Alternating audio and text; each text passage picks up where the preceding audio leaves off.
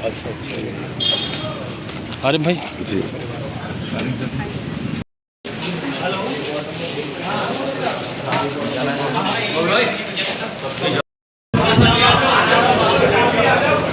भैया भैया भैया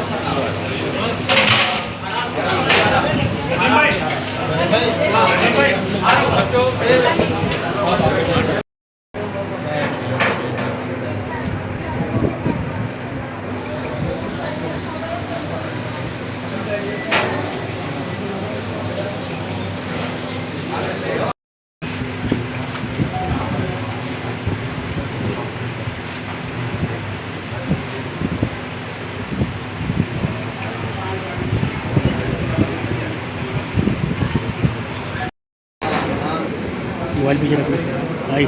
चलो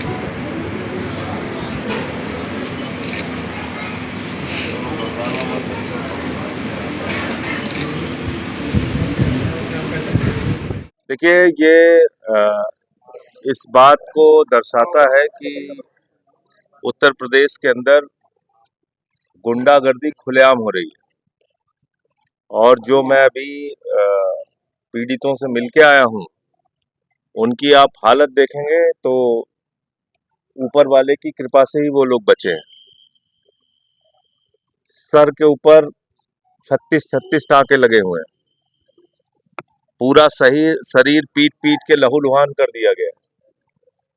मैं कदीम से मिला, अरबाज से मिला, अकील से मिला। एक और ट्रामा सेंटर में अकील एडमिट है, उनसे मिलने जा रहा हूँ। और मामला क्या है कि एक फैक्ट्री से रसीद लेके वो अपनी गाड़ी पे मीट लेके जा रहे थे। रास्ते में रोककर गुंडों के द्वारा ये कहा गया कि ये गौमांस है। मुझे जानकारी मिली है कि शायद उसकी जो रिपोर्ट आई है वो भी आज आ गई कि वो गौमांस नहीं था। बावजूद इसके आप 4 लोगों की हत्या करने पे उतारू हैं। और जो कुछ भी बताया कि 112 नंबर की गाड़ी उनके सामने से गुजर रही थी, वो लोग फरियाद कर रहे थे, गुहार कर रहे थे कि हमारी मदद करो। और 112 नंबर की गाड़ी उनकी मदद के लिए नहीं रुकी। पहले 20 लोग हुए, फिर 50 लोग हुए, फिर वहां 300-350 लोग इकट्ठा हो गए।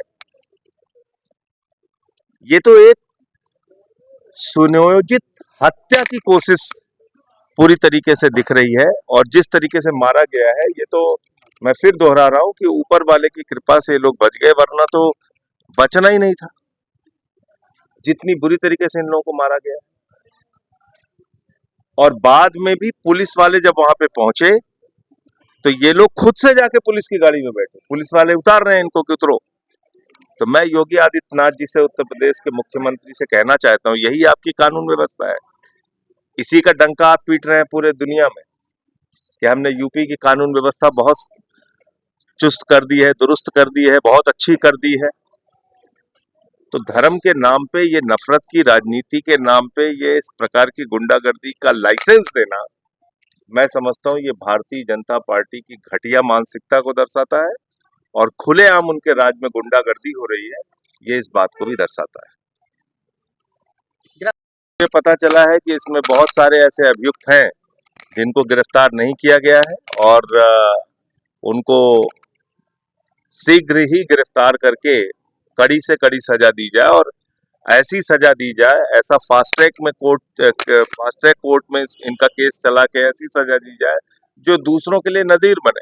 मैं कह रहा हूँ, यही तो मैं आपसे कह रहा हूँ, मैं यही तो आपसे कह रहा हूँ कि ये गुंडागर्दी का एक देखिए, लाइसेंस उनके दिलों के, उनके पास लाइसेंस था। वो जो मीट लेके जा रहे थे वो वैध था, उसकी रसीद थी उनके पास। तो इसमें तो कोई सवाल ही नहीं थी कि कोई गौ मांस वो लेके जा रहे थे। दूसरी बात यह है कि आप क्या गुंडागर्दी का लाइसेंस दे सकते हैं किसी को कि कुछ लोग इकट्ठा हों और वो पकड़ के सबको मारने लगे और झूठा आरोप लगा के गौ मांस का। अब तो रिपोर्ट भी आ गई कि गौ मांस नहीं था। तो इसका मतलब कि आपने जानबूझ के एक माहौल बिगाड़ने के लिए, और जो नफरत की राजनीति का प्रचार, हिंदू मुसलमान की राजनीति का प्रचार जो बीजेपी के राज में चल रहा है, उसके कारण ये हुआ। पुलिस की मौजूदगी में पीटा गया, तो क्या ये सारा कुछ बताया उन लोगों ने कि पुलिस वाले वहां से 112 नंबर की गाड़ी गुजर रही थी इन लोगों ने, और दिन दहाड़े 9:15 बजे की बात है, 9:15 बजे की बात है, यानी कि खुलेआम रोशनी में गुंडागर्दी का लाइसेंस है।